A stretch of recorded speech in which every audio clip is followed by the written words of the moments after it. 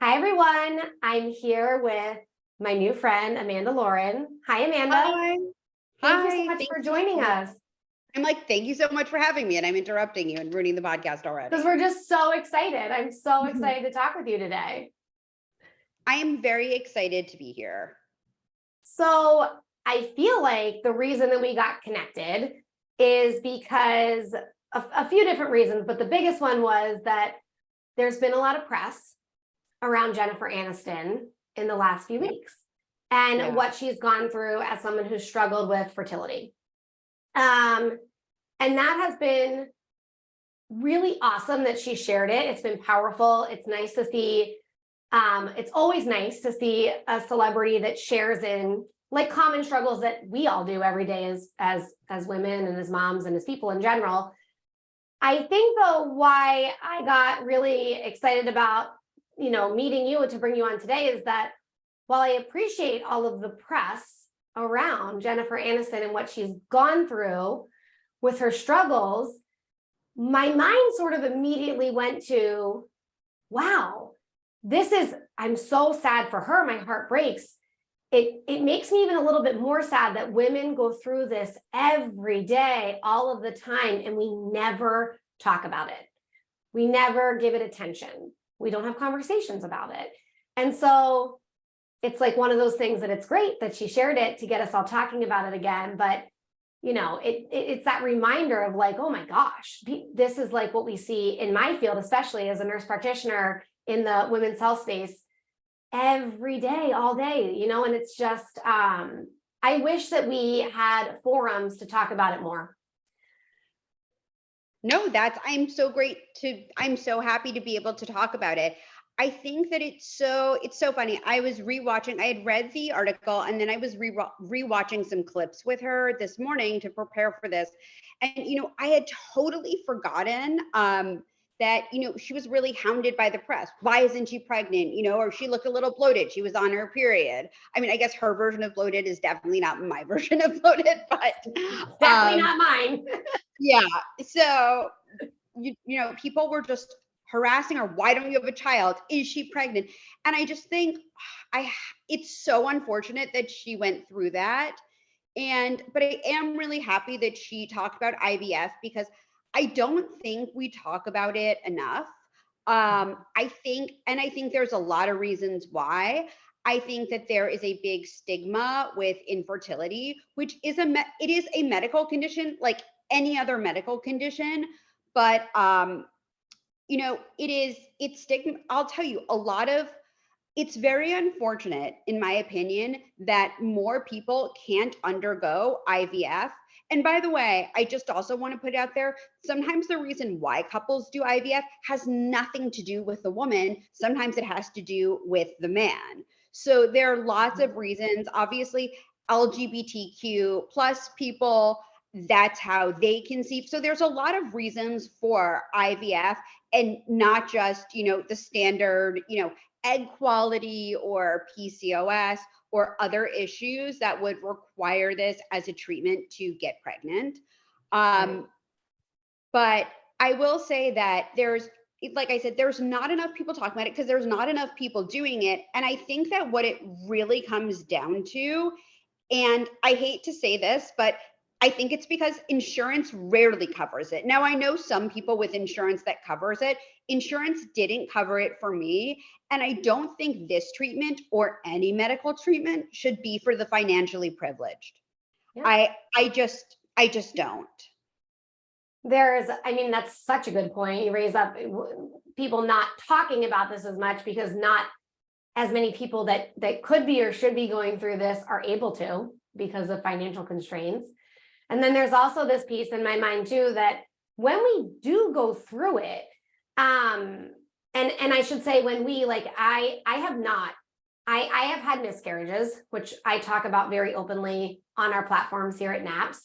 One was, I had to have a DNC, one I had a miscarriage at home. I have not had fertility struggles, but I work with women. I've worked with women for over 10 years who have, and one thing that I just constantly pull from them when they later down the road is the bit about like when you are going through fertility treatments, it's just this like silent, lonely, not journey, like experience, I know, right? I hate the word journey. I just I think it's know. I wanted to ask you about that. So I think I was drawn to you, right? So everybody listening, I follow Amanda on social media. Your handle is it's Amanda Lauren, yes, right? it is in the handle. Totally. ITS Amanda It's Lauren. yes. And I love your platform because you're so open and honest about this topic and what you've been through. And that's hard to find. And it's really helpful for other women who are going through this or families, both couples, right? Anyone who's gone through this to hear somebody openly talking about it. And that's like, because when you're going through this, it is like fucking lonely.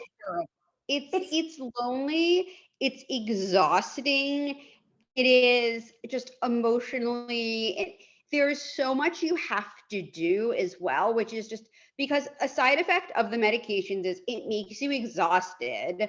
You have to go to all of these appointments. You're on edge. You're literally getting your vagina probed twice a week. It is not fun from ultrasound.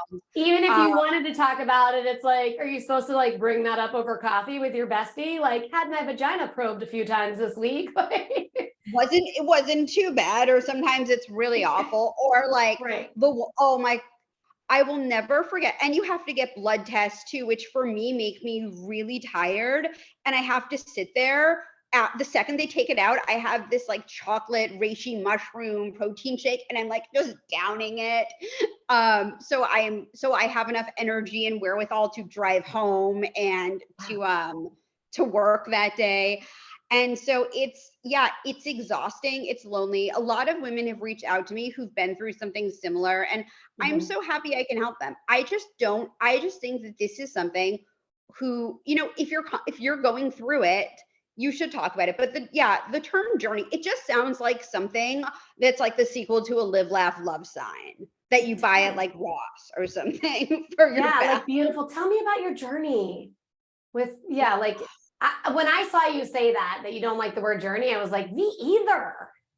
It's stupid. Like when you're talking about this space, it's an experience that It's an you've gone through. experience. It's a shitty Um, experience. it's really hard. And then after the retrieval, first of all, they do not give you good painkillers either. And the next day you're very uncomfortable, or at least I was.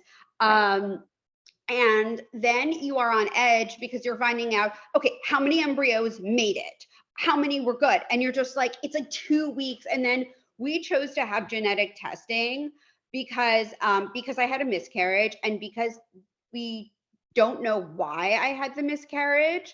And part of it is the mistake was actually my provider being negligent, to be completely honest with you. And just they should have essentially, they think it could have been Down syndrome, and they didn't measure the baby's neck because honestly, my miscarriage was an inconvenience to my provider. So they couldn't be bothered to do that. And that's fine. We'll never know. Instead, we spent thousands of dollars on tests to learn nothing. I mean, I laugh because it's just so ridiculous. And I think there's also a lot of misogyny. A lot of misogyny is behind this. And female internalized misogyny as well, because that I think is something I've also experienced. Not my own, but just with other people. That being said, I'm like, where were we? Like, we were on experience journey.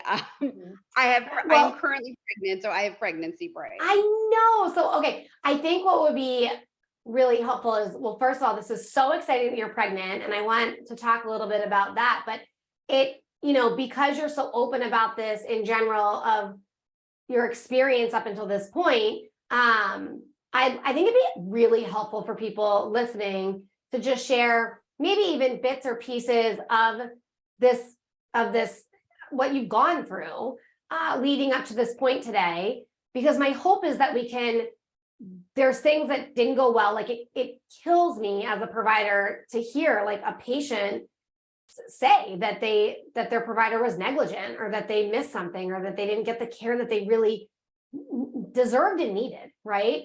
But I hope we can also find things that you've gone through that we can offer more like insight and help for somebody else that's listening Yeah. too. I feel like a great place to start would be like what you want to share up until like this point today, where you now today are pregnant. So we got pregnant on the first try. We found out we miscarried 12 weeks and change in. The baby was 8 weeks, 3 days, according to the hospital. Who really knows?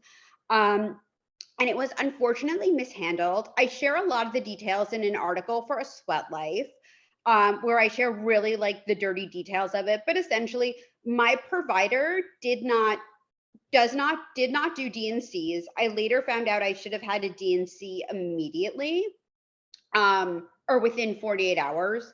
That's what another provider said. Instead, he just told me to wait and see what happened. So I'm going to get a little dark here, but I carried around a dead baby inside of me for 2 months. He refused to just, I know this is the reality. It gets worse. Like people say it gets better. No, it gets worse. So I was just at a point mentally and emotionally where I could no longer handle having this child inside of me, as any normal person would be in this situation. And we went back to him and we're like, can you refer us to someone? No. He told me to go to Planned Parenthood, which, by the way, try getting into a Planned Parenthood in the height of the pandemic. I also just did not think I could emotionally handle being alone in a waiting room with people potentially terminating pregnancies. I'm not judging them at all. It was just not something I believed. I didn't want to I just didn't want to add on to anything at the time. So that Another was out. emotional layer, you know. I didn't want to go through yet another trauma. So we called everyone in our, literally my husband sat there with the insurance company, directory on his laptop calling. We couldn't get an appointment with any provider. We spoke to some nurses that we knew, reached out to them, reached out to my insurance company, and essentially the best option they told me to do was to go to the hospital and lie and say I had a fever, and they definitely give me a D&C. That didn't happen because my blood work was too good. I actually never saw, I actually didn't even see an MD in the emergency room. I only saw a physician's assistant. We cried, begged, and pleaded to see an MD. He didn't want to see me or talk to me on the phone or anything. And essentially the reason why he wouldn't give me a D&C is because he didn't think my insurance provider would cover it. He did not try to contact my insurance company to do it. So again, misogyny, couldn't have been bothered. And so I took the pill at home. And I don't want to get into the dirty details of passing a baby at home, but I would have in retrospect, I think a D&C would have been a lot better of an experience for me, because what they don't tell you about the pill is that you bleed for months afterwards, which is essentially, I felt re-traumatized every time I went to the bathroom for months. So I do want to say this, and this is my really practical advice to any woman undergoing a miscarriage. Buy the cheapest black underwear you can on Amazon or Walmart or wherever you buy cheap black underwear so you don't see anything. And when you're finally done, throw it out. Just spend the $20 on the 5-pack of cheap black granny panties, because I kept that in rotation for too long, even afterwards. And I'm like, I don't know what it was. There was just something really triggering about my underwear for me. And I know that's definitely, I know this is such a taboo topic, but I just wish someone would have told me to do that. I think it would have saved me a lot of, I think I would have been in a better place emotionally. Yeah. It's those little things that come up that you think back to later that someone would hear today, and they're actually going through this still. And that can be, it sounds small, but it's not. It's not, because when you're finally trying to move forward and like put it behind you and look ahead to what's to come. That one thing, like pulling out the underwear, is like such Yeah. a reminder of the heartache that you had just gone through. And I would say too, because I'm a fan of like the online shopping at like Yeah. Nordstrom in the middle of the night, like get yourself some new underwear. Yeah. That's like pretty awesome too. No, Something yeah. really nice, new, exciting. Buy cute underwear when you're done, like treat yourself, like really treat yourself. Right. So then afterwards, we tried to get pregnant. We did 3 IUIs, they didn't work. Then we started IVF. The first 2 times, so because we did not know why we had the miscarriage, like I said, we did genetic testing. I did it with Dr. Shaheen Gadir in Beverly Hills. He's sort of this famous IVF doctor. He does a lot of celebrity. Actually, Khloe Kardashian is now going to him. I'm not. This is not a secret. It was on her social media. Totally. So it's the fact Lance Bass went to him. A lot of people, and I have to say, and I know this is so LA to say, but like if there are people, if you are going to go, my whole part of the reason why I chose him, I mean, he was recommended by someone, he had amazing credentials and a great bedside manner, and I loved him. But I'm like, if people with essentially unlimited funds are going to him, he must be the best. So that was my mindset at the time. And he's just, like I said, he's a great doctor, and he also does people internationally, but if you're in the Los Angeles area, I just want to shout out to him. Like he's amazing. I highly recommend him. I cannot say enough good things about him. His office is also very, very nice, which I think helps keep it cheerful. It's like it's a really good positive environment. Because so many doctors' offices are so dreary. I write a lot about medical design. I think all medical design should be like gorgeous. But so I worked for a doctor in Boston in her OB/GYN practice, and what people loved her, like she's the doctor in Boston that everybody, at this hospital that I worked at wants to see. Her name's Kyoko Kimura. She has a great personality, wonderful bedside manner. She's smart. Like she's the one in a crisis in OB, you want her there, like she'll take good care of you. But one little thing that she did was she made her office beautiful. She had like really great decor, beautiful furniture, and she had like tea, coffee, biscottis, little snacks always out.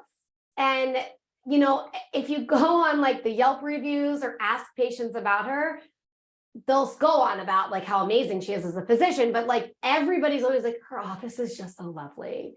I enjoy going there. I don't mind waiting. Like there's snacks, there's gummy bears and biscotti. Like it feels nice because offices and hospitals can sort of feel like a little sterile, or like bright, like lights, white walls, and you're like sitting there uncomfortably waiting. And it's like, yeah, the little things matter. Totally. It's like, I don't know, I'm just like, I feel like I'm going someplace very fancy when I go to that office, which I'm not going to anymore because I'm pregnant. But I will say, so we had the 2 rounds, and then the 3rd round, we found out this is kind of, I mean, just the universe, God, whatever you want to call it, working in strange ways. The night before, we get a call saying that I was fine, but my husband's COVID test was positive. And I'm just like, could please just like keep throwing it at me? This wasn't hard enough. But keep it coming. I know. So because COVID is so new, there's no real protocol for this. So they suggested that, we wait a little while. I believe it was 6 weeks. That is not medical advice. I believe that's what he said, just don't quote me on that. To do it, I said, you know what, they did my egg retrieval. And I was like, you know what, I want to go to the Hamptons for the summer. Like we always do, we have family there. I'm like, I need a few months off from this, we'll try naturally. And so we conceived there naturally with a little bit of help and a little bit of strategy. And now I think I am 16 weeks tomorrow. Like world's worst mom. I think I'm 16 weeks. So, when you're pregnant, I feel like in the beginning, you're really tracking those weeks. And then you enter this period where you're like, oh, am I this? Like, I could never remember how many weeks I was. And then in the end, again, you're really on the weeks and the days. when people would ask me, are you near your due date? And I would say like, I am 38 weeks and 5 days. Like it just matters all of a sudden because you're like ticking down each day Yeah. until delivery. But in the middle, you're kind of like, I don't know. I'm like somewhere between 16 and 20 weeks. Like you definitely lose track. Oh, for sure. So yeah, we actually got pregnant using, I'm going to hold it up to the camera. So people think it's a piece of jewelry. It's a fitness tracker. It's called the Aura Ring, and it can check for basal body temperature. And I decided to sync it. Literally, I had found out the day before we were able to start trying again that you can sync it with the Natural Cycles app, and it will tell you when your most fertile days are. So it basically is the technological fancy science version of, natural, what they call natural family planning. Cool. How had you heard about that? Did your doctor recommend it or did you find it like, I've actually seen them on Instagram. Okay, so the Aura Ring I had been using because one of my favorite gurus, Mimi Bouchard, was talking about it on her podcast, Mimi. So I got one, but I found out the day before about the Natural Cycles app because they had actually emailed me a press release because I write for so many different websites. So I get, hundreds of emails a day. So that was how I found out. I'm like, I am doing this. So cool. So between like that, the horrible experience that you went through in the beginning of this journey, and then using this ring, and you conceived on your own in the end, which is like really fucking awesome and cool. How, what in the middle of that time period of seeing this doctor and doing fertility treatments, how long was that journey, or how many times were you going in and out? Because that, what I think people don't understand, which maybe you can shed some light on, is the actual process of you need to have the blood drawn, you have to go in at the right times for these appointments. And I think of my sister and some family who have gone through this, just being available in the early mornings to get to certain appointments, and being available for blood draws at certain times, and egg retrievals, and then embryos. There is a lot of steps and appointments in this journey. So much logistics. So basically a day or two after your period, you go in, they do a follicle check, they see where you are, and you basically go in twice a week for approximately 2 weeks, where they check your hormone levels and they check your follicles to see, how many eggs you have, how many follicles you have, etc. Actually, sorry, how many follicles you have, because then they release an egg. I will say I feel very grateful as someone who works as a freelancer that I'm able to do this. I think that I don't know how women who have to go into offices or drop off their kids at school or, any of that are able to do this, because honestly, it is very time consuming. So I've had women who don't feel comfortable, or they can even tell their full-time job that they're going through this journey. And there's offices here in Boston that open at the crack of dawn, basically. Yeah. I have women, and can you imagine the mental load of that, right? That you can't really tell anyone that you're doing this, but you are doing it. You're working a full-time job, and now you're sliding in appointments at 7 a.m. multiple times a week, getting in and out of those appointments, and then just going off to your workday. I mean, that's a lot. It is. Not only that, to the hormones. So you have to, first of all, you have to inject yourself with drugs, which, Liz, as a big fan of Botox and fillers, I was okay with. I am fine with needles. I have no problem.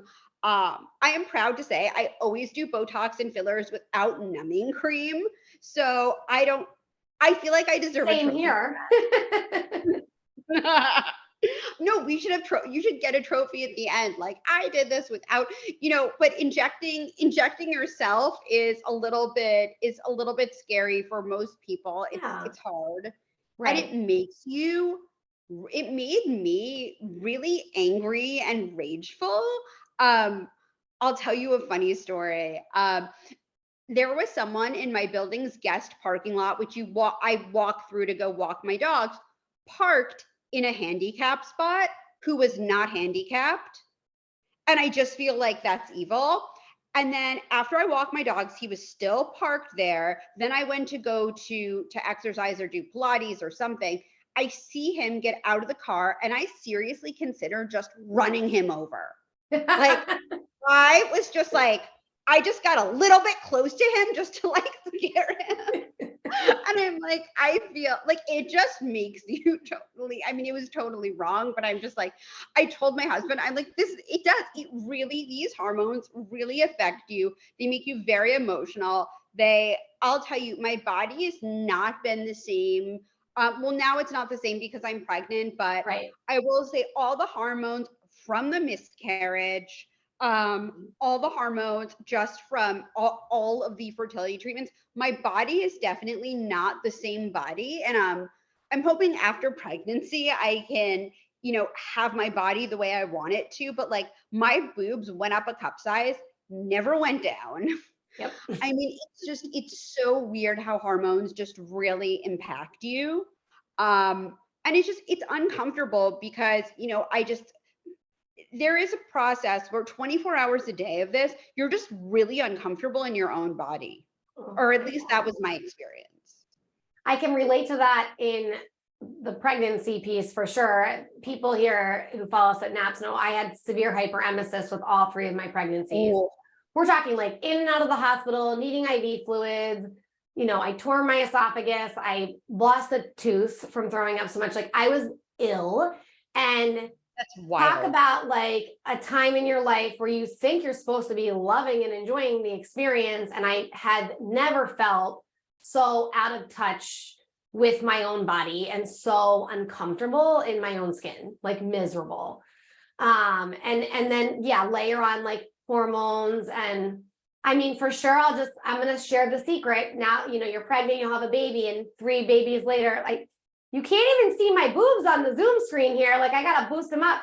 They get smaller again, but they're not really smaller. Like I feel that they are the same size, but empty. Just like I'm saving up for a boob job. I have a little boob job piggy bank. I'm just kidding. But I keep joking around about my future mommy makeover. Although we have 16 frozen eggs. I don't know if we will have a second. I would like to get through this and have my first. Fair. But I do know that if we do have trouble conceiving again, that we probably can create healthy embryos for the second, because they believed egg health was the reason why I had so much trouble conceiving. Interesting. So here's a question for you. Now that you're pregnant and you're having new providers and new care throughout even fertility, right? You changed doctors. Oh yeah, no, absolutely, yeah. Yeah, so a lot went wrong. And I want to share with everyone the link to your story that you're referencing earlier that was very traumatic and just incredibly unacceptable. But I'm gonna not hijack this current moment about that.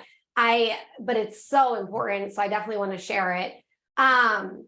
What is going right? Or like people that are listening to this who are, experiencing care that isn't top notch, or they're going through fertility treatments. Maybe they're finally even pregnant listening to this.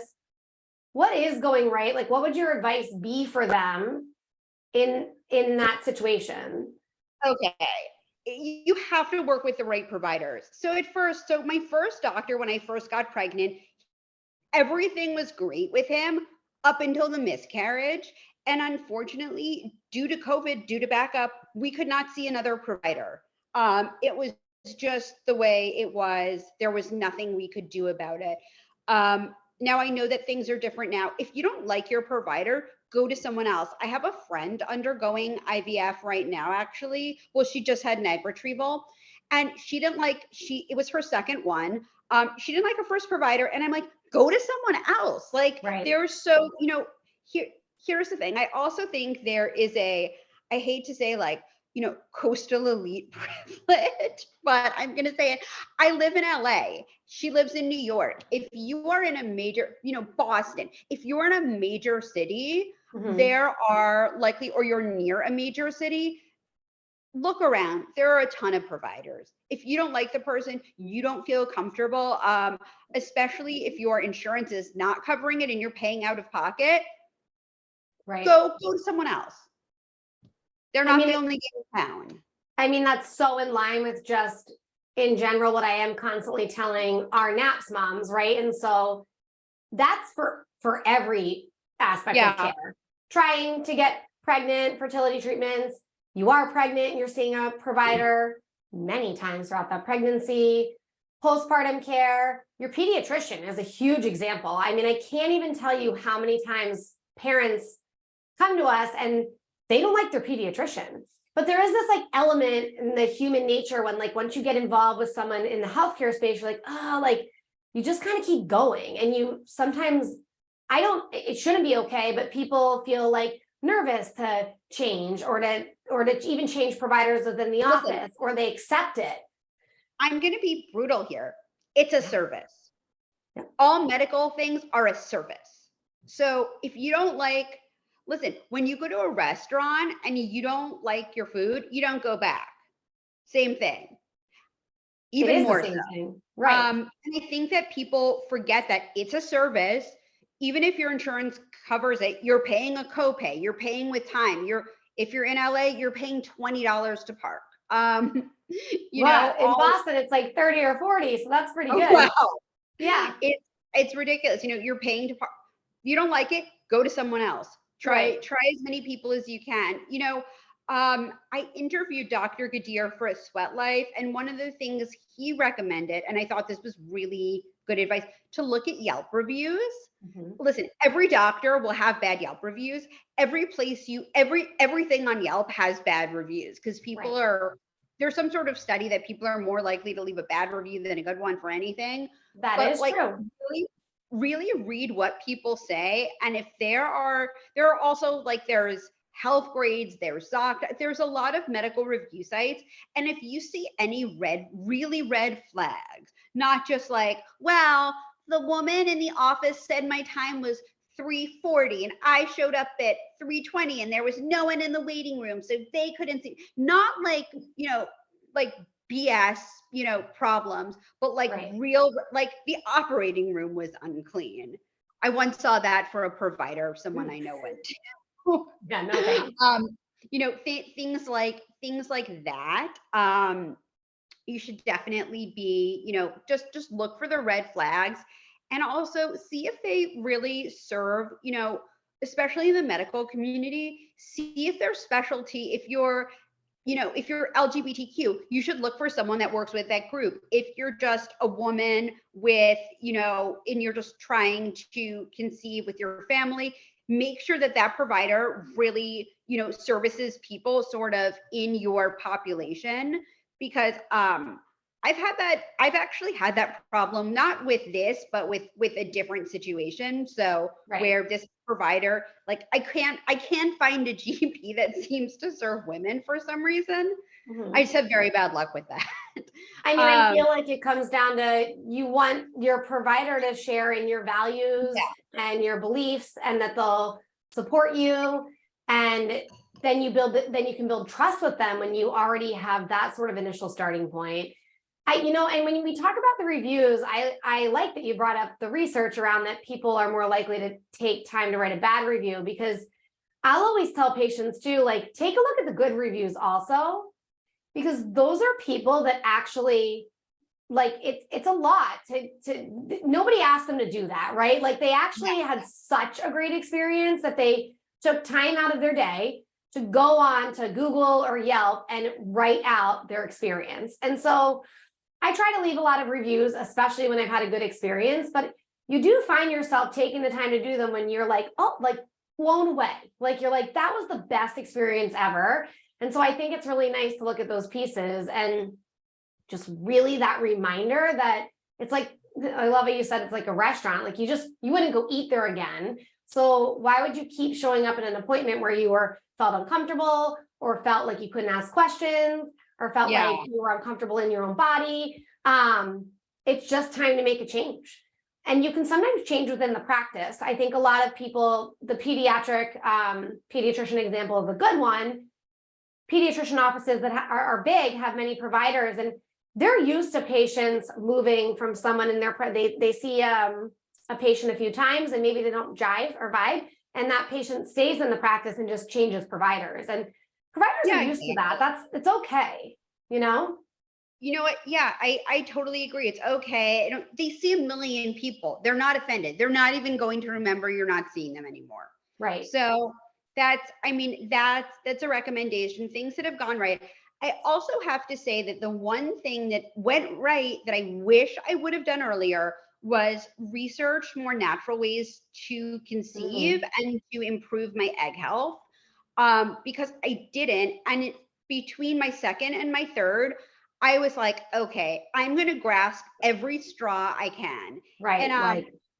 a lot of people take CoQ10. Most doctors, when you're trying to conceive, because there's been research on it, will tell you to take CoQ10.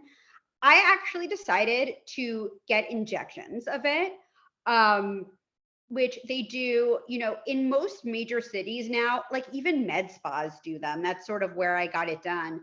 Or like functional medicine doctors do it. So I got injections of CoQ10, and I also did an NAD infusion, which is something that we all have naturally in our bodies, but we tend to lose as we age. And some people say it's the fountain of youth. It's also what's in, and I'm not being paid to endorse this product, it's what's in True Niagen. And the Egg Whisperer on YouTube tells her patients to take True Niagen. And I was watching that video and I'm like, it was 2 weeks before, I'm like, well, True Niagen is going to take a few months to kick in. I'm going to get an NAD infusion. And I more than doubled my egg count. So, and I also took DHEA pills, but I believe it was the CoQ10 injections and NAD. I wish it would be studied more. It will probably not be studied more because pharmaceutical companies can't make billions of dollars off of it. But if you are, I also did acupuncture. So I will say this, if you really are trying to conceive, regardless of whether you're doing IVF or not, I would recommend getting True Niagen or another NAD or NAD plus supplement and CoQ10 if you can inject or do an infusion, again, because this is not something that's readily available in most places. I would recommend doing that. Even just like go get acupuncture, which is pretty much available everywhere. And again, this isn't medical advice, but I do think there are a lot of natural things that certainly can't hurt the process. And when I was doing it, I'll also say this, like I felt really much more positive going into the third round because I felt like, okay, now I've maxed out every supplement I can take.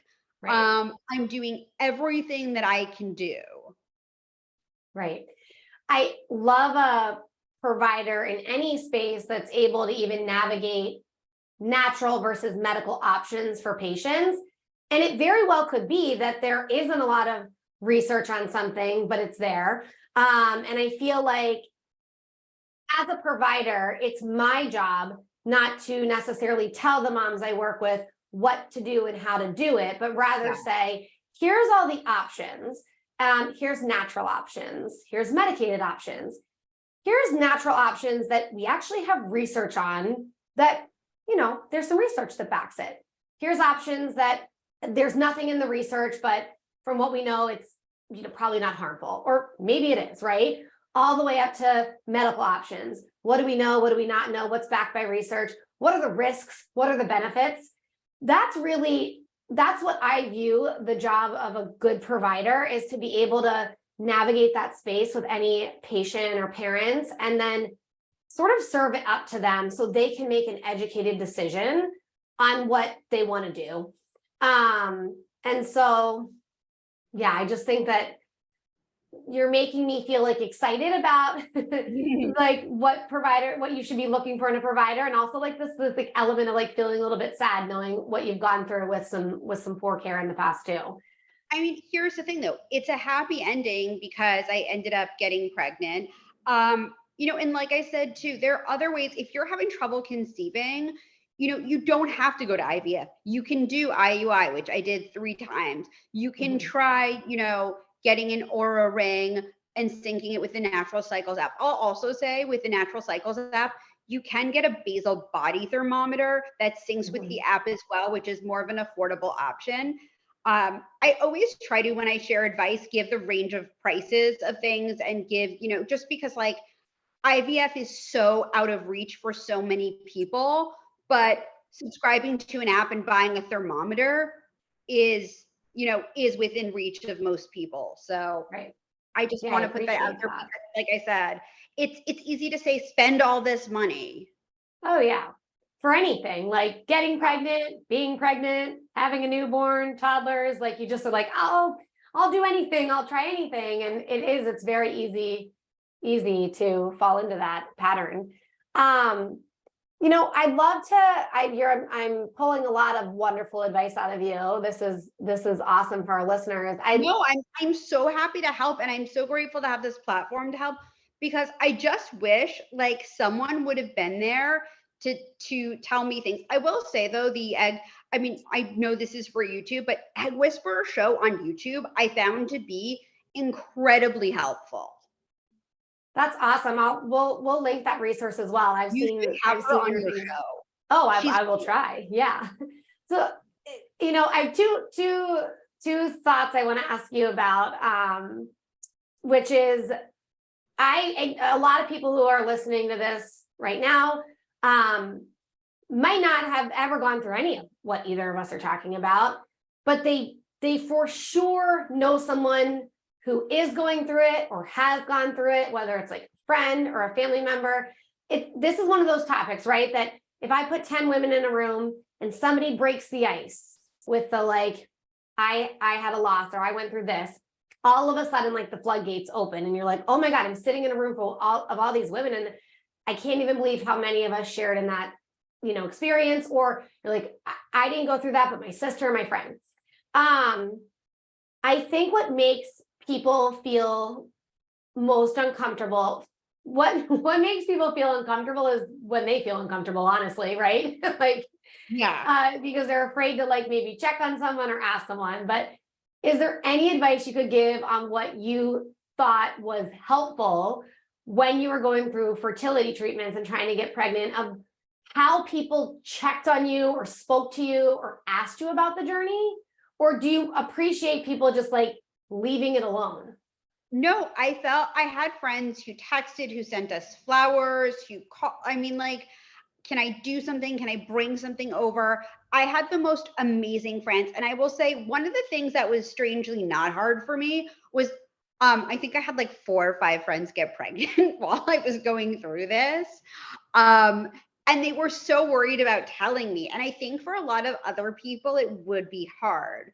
But it totally gave me hope that I could get pregnant too, as weird as that sounds. So, I just think be a really good friend. Also, I will say this, you should also remember your partner is going through this. And I assume it's mostly women that listen to your show.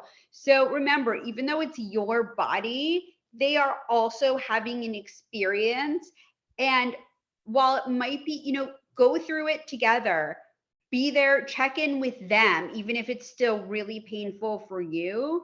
Because it was really not, I don't want to speak for my husband, but obviously, as you can imagine, this was a club that he did not want to be a member of, and it was extraordinarily painful for him because, and I'll be very honest here. I was not sure I wanted to have children until I met him, and then I realized I didn't just want to have a kid; I wanted to have a child with him. That's so nice. So, are you? Oh my God, you're crying. And that's just so nice. That's so Crying. sweet. I'm like, are you okay? But it's the But truth. I appreciate you bringing that up because I mean, this is a whole other, we're talking about like this silent struggle that women go through. And we haven't even, that's a whole other bucket of like your partner and what they go through. This is hard for everybody. And thinking about how we reference the pandemic, and you and I talked earlier about needing to find a provider that your husband could come into the appointment with you. And so, wow, that's a must. we can't forget about the experience that they're going through as well, and how hard that is. So checking on you and the partner going through this is really important too. And I will also say this, like, just try to do nice things for them to your capacity. Like, my husband, this is funny, my husband really likes Diet Coke, but we don't keep it in the house all the time. So I would like surprise him with like a 6-pack of Diet Coke. He doesn't really drink alcohol that much. So I would be like, okay, I got you Diet Coke. Or I was like, you know what? We're getting the ice cream tonight. My parents actually said, go out to dinner on us, so you have like something, good on a weekend, and, eat the pasta if you need to eat the pasta. Really treat yourself well, be really gentle on yourself. Also, your hormones are raging. So, throughout all of this, like, I would just, know that like whatever you're feeling is totally okay. I would also say too, if you've never been to therapy and you're really having trouble, it might be a good time to start. Even if you do something like an online therapist or through Zoom or, whatever, don't be afraid to reach out for extra help, but like I'll tell you, like, I am so lucky that I have such good friends that were so there for me. Even just send someone, every few weeks, even if you're not seeing someone because you're both busy or they're going through it, shoot them a text, see if they're okay, see if you can do anything for them. And again, if you are, I know it's a lot harder for most people. If you are pregnant, maybe don't tell them while they're going through it. Wait till a little bit afterwards, because it is really painful for a lot of people.